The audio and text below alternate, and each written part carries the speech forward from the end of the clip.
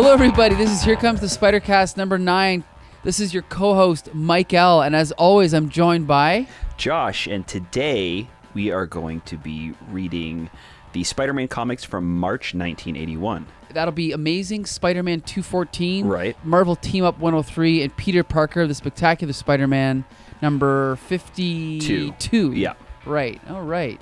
So we're going to start off with Amazing Spider-Man 214. Right. Did you want to start off with that one? Yeah, so we pick up where we left off last issue with Peter Parker saving this guy that's on asleep on the roof of a burning building, his apartment building to be exact.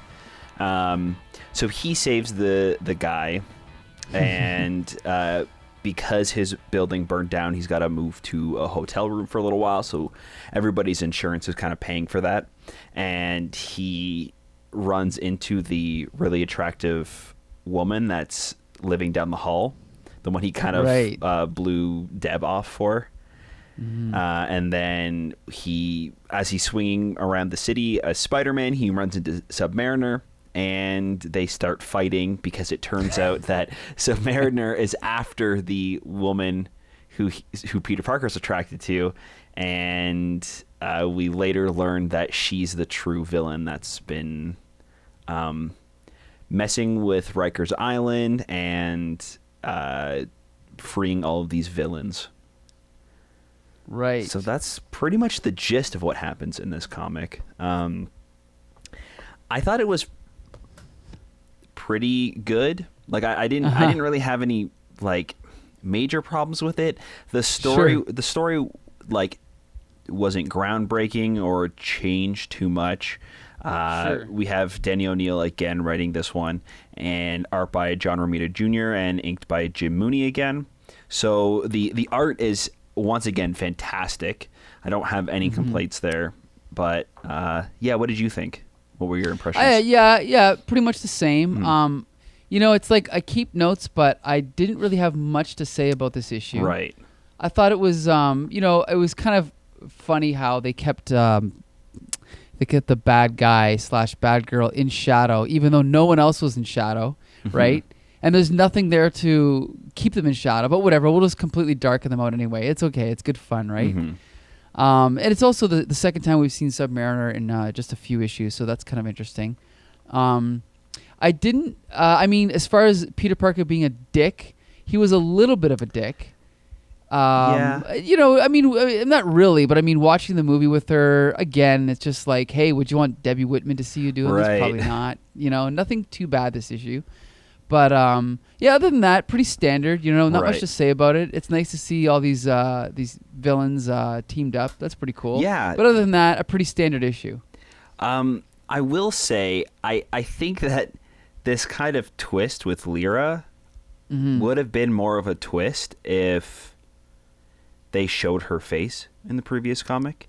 Well, because if you look at Lyra and you look at the girl next door, they don't really look anything alike. Like if you put them side by side, they're very different. Lyra is like all green. She's got this green like spiky hair and it's short. She has these like Spock eyebrows. The woman next door, like she has long brown hair.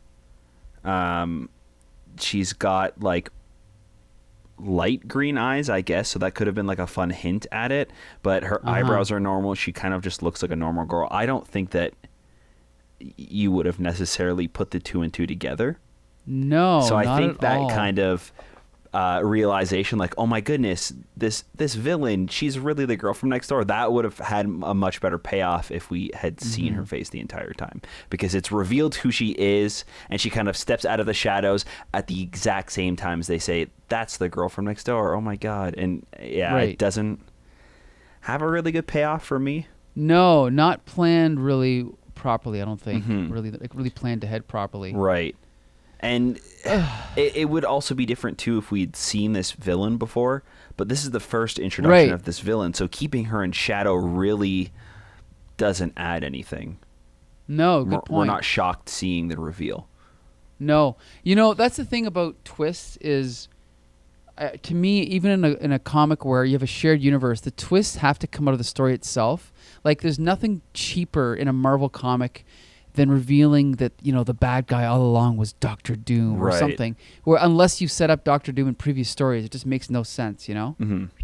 So kind of a cheap twist. Right. Yeah, it's like it's kind of like not even really a twist because we're left in the dark anyways.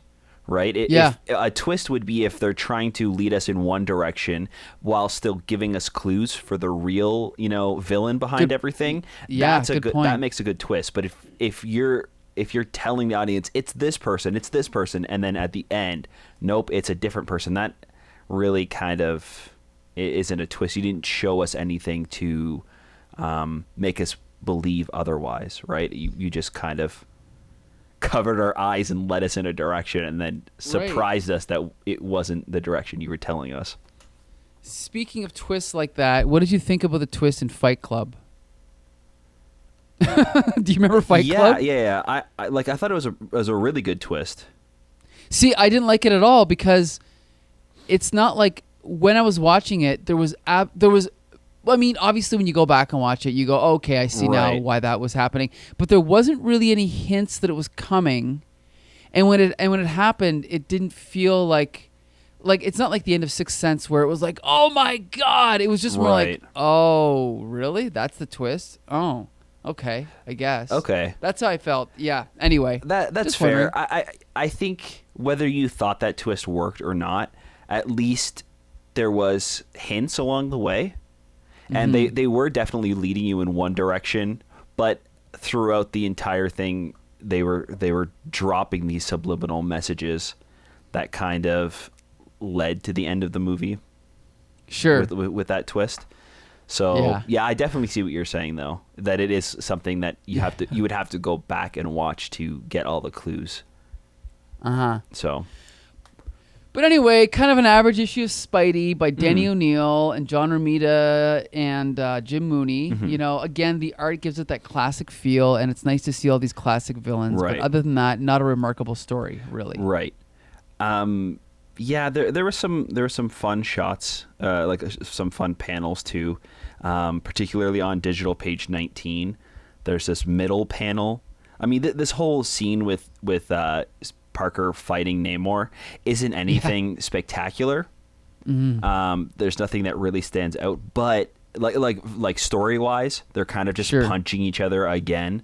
But I really love the art on this page with after he's kind of escaping the net, he kind of punches Spider-Man and he's on the ground in the next panel, and then this middle panel where Spider-Man is like stretching out for a full-on punch and he's punching him right in the gut. He's like bending around his fist. Yes. And then in the panel after that, you have him punching up and doing like this uppercut, and he's punching so hard that his fist is actually outside of the panel. That's a good point. It's really fun. Like I again, there's nothing really fun that happens in this fight, but I think that the visuals of it are just stunning. Yeah, really, really that's great. true. Yep. And as usual, like John Romita Jr., one of his specialties is giving characters like real weight, right? Like they really feel like they have mass to them, and you can see that with especially in this fist fight. You're right. That's a good point. And again, Jim Mooney on inks, giving it that Silver Age feel that I really like, and particularly on Digital 21, that there's a panel right at the bottom right. Namor's got Spider-Man by his collar, and it's like this really dramatic shadow. Spider-Man's colors are almost inverted completely, where his costume is black and the lines are red, and it's just to show that he's kind of cast in this shadow as Namor's holding him up. I think it's just there's some really great stuff. Yes. So an average issue of Spidey, it's fun but not great. Yeah, now, fun cliffhanger too. Right. Yep, exactly. Now that brings us to Marvel Team-Up number 103, featuring Spider-Man and Ant-Man. Right. And on the cover, we've got Taskmaster about to step on Ant-Man, so that's always fun. But I have to point out, this is the same Ant-Man that's featured in the movies. This is Scott Lang. Right. Right. So at this point, Henry Pym, I believe, had become Yellow Jacket at this point, or he might have even been retired. I'm not sure. But yeah, he's definitely replaced as Ant-Man. And so this issue was written by David Michelinie, who I don't remember if we've covered so far yet. I don't think so. Here Comes the Spider-Cast. He is most famous for his 2 long runs on Iron Man. He wrote the Demon in a Bottle, that era of Iron Man. Okay, great. Yeah, and he also wrote the Armor Wars, or Stark Wars, as it was originally called. So he's done some really great Iron Man runs then. Yes, but he also did a really long run on Spider-Man. Okay. Yeah, he actually started, I think, on Web, or he might have started here, I guess. Then he did Web, and then he started on Amazing around the time of the Marriage Proposal. Okay. And then he wrote all the Todd McFarlane issues, all the Eric Larson issues, unfortunately all the Mark Bagley issues. But I think he went right into the Clone Saga, as far as I know. Oh, wow. Yeah, so yeah, he's definitely again, like Roger Stern, he's not an innovative writer, but he's a really good genre writer of like superheroes. Like his Iron Man stuff is great, his Spider-Man stuff is great, and since I've read so many of his comics, for me, his Iron Man and his Spider-Man are some of the definitive runs, right? Right. Like his characterization of those characters is what I think of when I think of those characters. So yeah, that's great, and I hope if this issue has any indication of what he's going to be like writing Spider-Man, I hope he stays on Marvel TeamUp for a little while. Yeah, me too. Because the past few issues have been they've been rough. A little rough to get through, and this one is definitely my favorite Marvel team-up we've read so far. Yeah. I loved it. Yeah, you know what? I think you're right. I think it feels... Yeah, like it feels right. Everything fits together. Like, even the characterization of Scott Lang and his friend at the beginning. Right. It just feels like the real people, with real problems, And it also feels like this could be a Scott Lang or a Spider-Man story. It really does feel like a team-up for once. That is a good point. I noticed the same thing. Mm-hmm. Yep. It's not Spider-Man kind of making a cameo in somebody else's story. It really, feels like a strong comic book story, and I had so much fun with this one. So so basically, Scott Lang has a buddy come over and sort of offer to to do one more job type thing, but he sort of turns him down. And then when this guy leaves his house, he gets hit by a car. Yeah. We shouldn't laugh. Right. Somebody chases him down with their car and purposely runs him over. Right. So it wasn't like he wasn't looking where he was going. He was hit. Somebody was like chasing him with a car and ran him down. Right. Yeah. So then... It does feel very like random though. Yeah, it does. It's a little bit weird, but so then we jump over to Spidey, and so what's happening here? He's investigating. So I think JJJ is talking about the murder, and that's when Parker starts to investigate as Spider-Man. So that's kind of Peter Parker's way into the story. Was there's really no answer to what happened, so Peter Parker decides to don the Spider-Man costume and look for answers himself, which is pretty cool. Yeah, I mean it's a nice way to bring him into the story. It gets a little bit outlandish once he gets into this. It looks like sort of, I guess, like a warehouse on the outside. But once he gets inside, he encounters the Taskmaster, right? Who is sort of, I guess, it's safe to say this is Marvel's version of Deathstroke. And I can actually say that because George Perez created both of them, and he used almost exactly the same color scheme for each character. Yeah. So they're kind of in this arena with like, I don't know, I guess it's hundreds of thousands of people watching, and they're having this fight. And I guess Taskmaster's thing is that he's able to know everybody's, abilities and weaknesses, right? And kind of be one step ahead. Right. And I actually love that about this character. I think Taskmaster's pretty fun. Even kind of the gear that he's got, it really shows that he's battled a bunch of different heroes and he's learned from them. So when he does face Spider-Man, it feels like it's like an even match, where a lot of other villains, they kind of just stroll up and start fighting, he kind of has a reason to hold his own against him. Sure. He's got a Captain America shield, and he's able to kind of use his reflexes and agility to throw the shield like Cap does. He's got a bow like Hawkeye. He's got guns probably like Punisher or something. He's got Daredevil's staff that he uses. And he ends up using a lot of these different weapons against Spider-Man and Ant-Man in this issue. And it really goes to show that he kind of is a jack of all trades and uses his different abilities and skills that he's taken from these other heroes against Spidey. And I think I really like him, especially in this issue. Am I wrong, or was Taskmaster in one of the Captain America movies? No, he was not, but Crossbones was. Crossbones, right. Okay, Taskmaster will be in the new Black Widow movie, though. Right. He is supposed to be the new villain. I really hope they keep his. I know they're not going to do the skull face, but at least keep his costume. Oh, really? Yeah. Okay. I think it's more of like a robotic kind of skull face that they're doing from the concept art that's leaked. So I really do hope that they kind of keep that, because he is a really fun looking character. Right. Very unique looking. Yeah. So then Scott Lang sneaks in with these.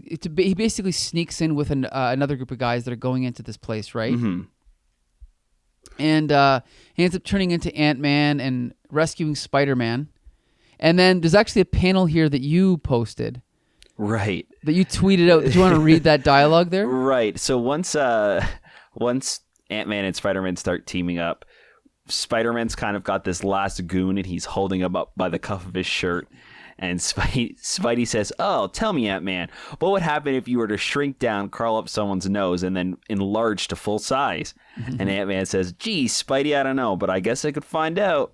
And it's just so funny because that was a huge meme for a while too, with Endgame and Infinity War, right? Where they were of how the movie could have ended, right? Right. How it could have been really quick if Ant-Man just shrunk down and went inside of Thanos and just expanded. So I thought that was really funny. So I didn't really realize that probably started as somebody who was a fan of the comics and reading something like this, making that joke online, and it kind of spread, right? Well, obviously the director and the writer didn't see this issue, right? Right. Thought of it. Yeah, I think that actually would have been really funny to reference even in the movie. Like that could have been a funny joke. Even just to try it, like why it would have been a funny gag to be like, no, this is the plan. And then even if the plan doesn't work out, it would have been funny just to show that they thought of it. Yeah, for sure. So I don't remember what is the scheme of the Taskmaster here, and what are they doing? I don't even remember. I just read this like a week ago. Right. I don't even remember. No one remembers. I don't remember. I will say too, I haven't read this issue in 2 weeks because I accidentally read this issue last week because I thought we were on I thought we were on Marvel Team Up number 52, but we were actually on 51. So I had to go back and read again. So I actually haven't read this in 2 weeks. Well, a real dedicated reviewer would have read it a second time. I know. Just kidding. Yeah. Let me just the fans are gonna love our 23 fans are gonna love us for this, but we can't remember what they're doing. We can't remember why they're there. But let's just skip ahead to the ending here. So basically, they have it's more fisticuffs, more fighting, and then Taskmaster. They're fighting on this roof here, and basically, they actually do something. I'm glad they did. This is another thing that was used in the movies, is Scott Lang realizes. He knows my powers, he knows my weaknesses, but I'm gonna have to use my powers in a way that he could never think of. So he ends up enlarging an ant, right? Which they do in the movies, but I don't think I ever remember them doing that in the comics because it's smart, right? Like use your powers in a creative way. So that's how they end up defeating him, right? And I think that they use this specifically for Scott Lang too, because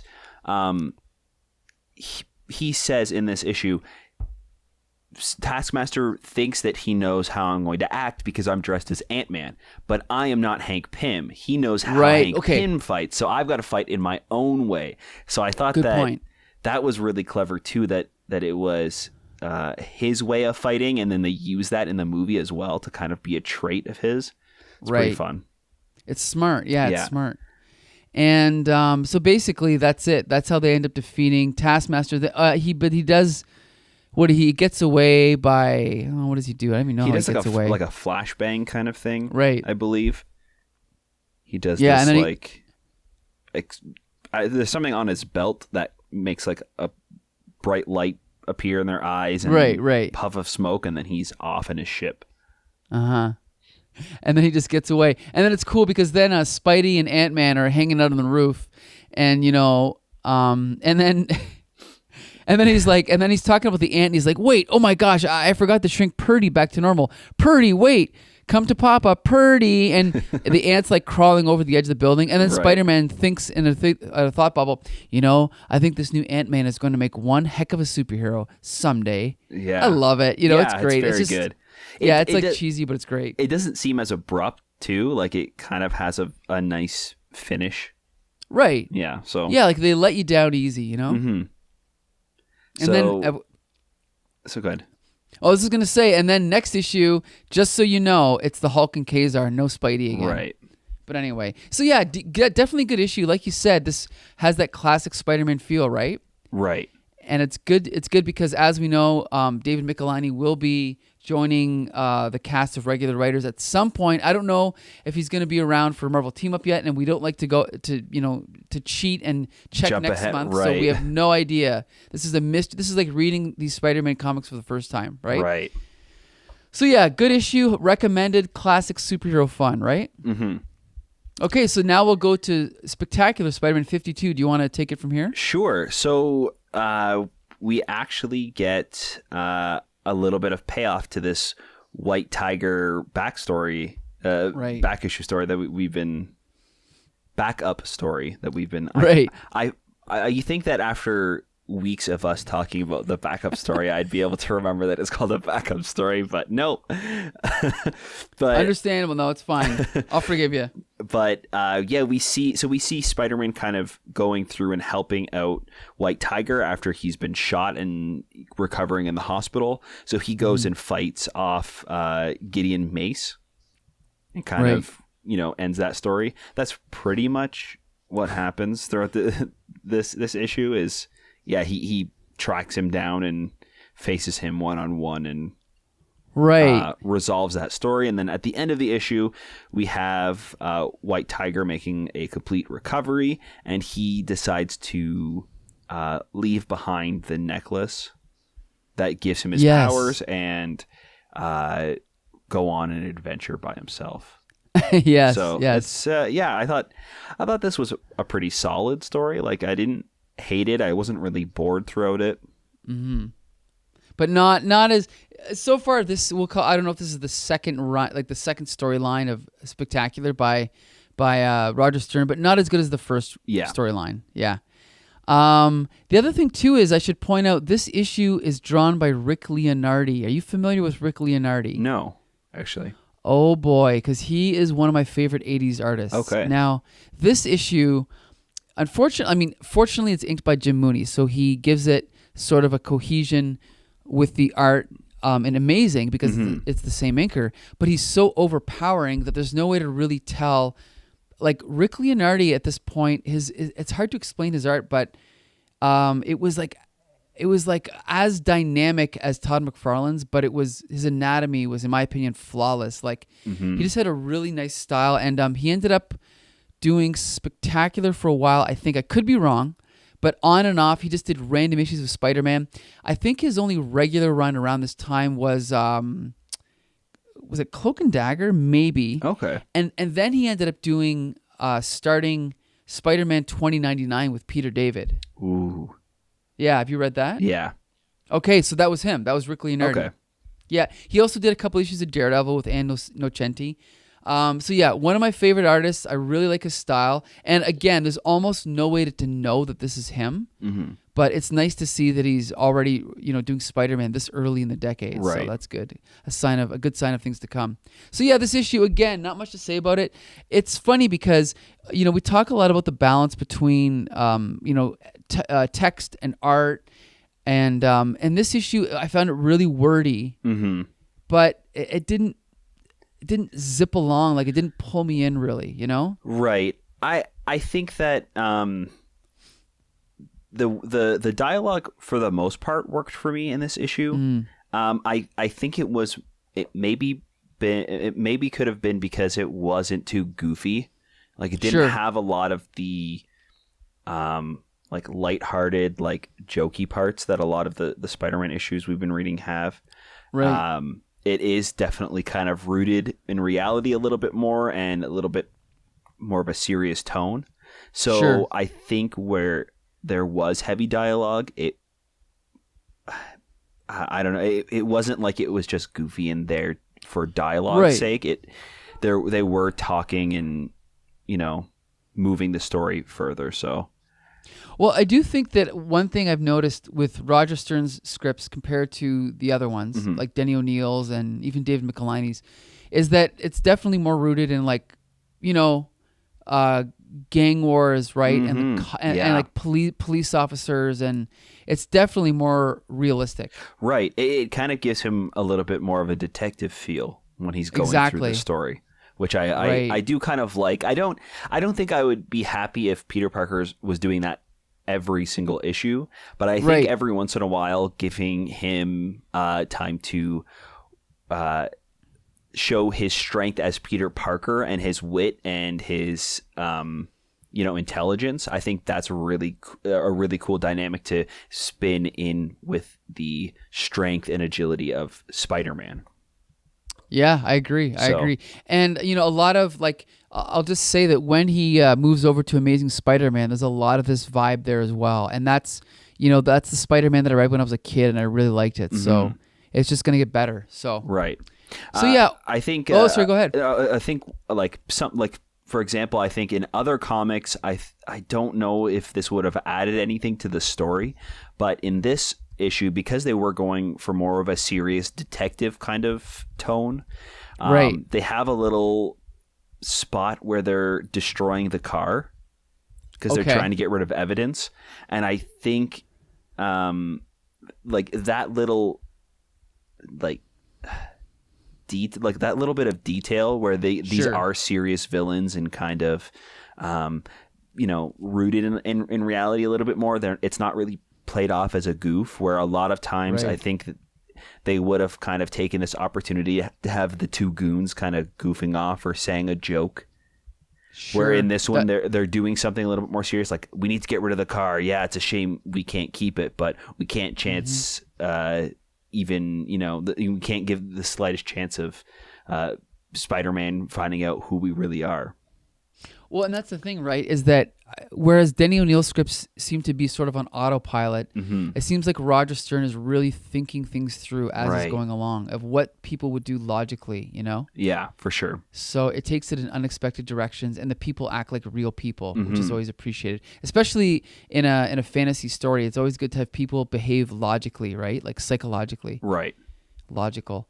But anyway, so I think, definitely a good issue, but of the three, I'd probably pick the Marvel TeamUp as the best one this month. What do you think? Oh, I completely agree. Yeah. So David Michelinie, let's hope that he's back soon. I hope so too. Yeah. Before we move on or you know, finish off the episode, I want to point out probably my favorite page of the three issues. It's digital page 14. Of this one? Of this issue, yes. Okay. It is so... I really think that it's clever how the panels are laid out. At the middle of the page, we have Spider-Man jumping off of a telephone pole. Yes, and then that's a really good panel. The next panel, you see him landing on the ground. But the telephone pole in the first panel and the second panel are actually connected, and it's the same telephone pole. I did not notice that. That's absolutely great. Amazing. Like it's so clever. Even the line work of him spinning around, you can see in the second panel the lines are pointing towards where he was in the other one. So it really has, like, your eyes kind of follow the path without having like the classic like multiple Spider-Mans on the same panel showing his, like how he's moving around, he was able to separate it into 2 panels and just have 2 images of Spider-Man doing a flip. And with the line work in the panel layout, you can follow that line of action and see exactly what happened. And I just absolutely love this page. Well, and also, you know, an amateur artist would have made it go in any direction, but he knows exactly where to lead your eye because that's where the story is going, right? Like that's where you want the viewer to, or the reader to go. So yeah, that's a great panel. I didn't even notice that, those 2 panels together. Yeah, it's fantastic. Yeah, actually, I do want to point out the art in Marvel Team Up this month was not my favorite. It's Jerry Bingham again, and it's kind of got that, I mean, you know, the opening splash page is good, but it's got that, it's kind of, I think he's sort of a Neil Adams clone, but there's just panels like when the guy gets hit by the car, you can just see that he's not really, like, it's almost like when he's in for close-ups, he's good at drawing faces and stuff, but he just doesn't know how to draw dynamic action really well, you know? Like, he doesn't know where to put characters in the panel, and I don't know. I mean, he's a decent artist, but he's just never been my favorite, you know? Yeah. I think the inking in the Marvel Team Up issue is really good. I think it was Mike Esposito. Oh, let me go back to that one. It does help. Yeah, it does help. Yeah, it's Mike Esposito. Yeah. Yeah, okay. So, yeah, I think that the inking is really well done, so I think it balances out, and I think that for the most part, they end up working together pretty well with his style of art and then the way Mike Esposito inks. So Right.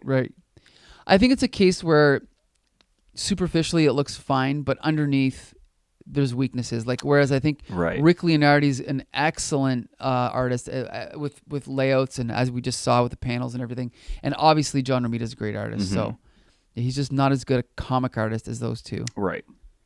But anyway, yeah. So in this month, Marvel Team Up was both of our favorite issues. Yeah, for sure. And I even hope the that cover Roger too. Stern.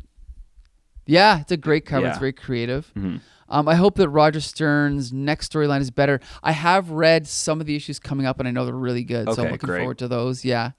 And and so that's pretty much it. So as people probably know by now, we are available on Spotify and iTunes and Stitcher. Awesome. Yeah. So it makes it easier for everyone to listen to us. So yeah, you can take it from here. Sure, yeah. So I guess if you want to look us up anywhere, you can find us. You can find us at Here Comes the Spidercast. Follow us on Facebook and Twitter at Comic Syndicate.